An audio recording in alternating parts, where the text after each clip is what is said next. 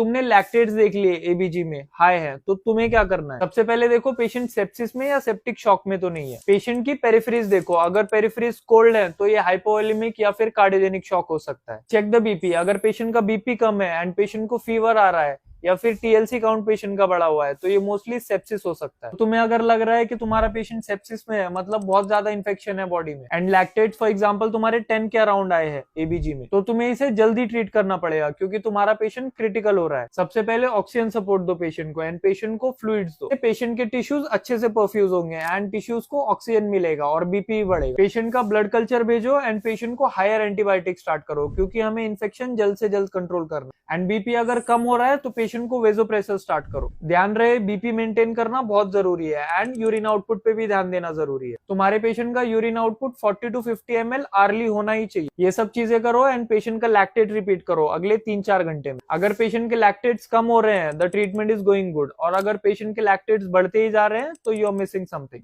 तो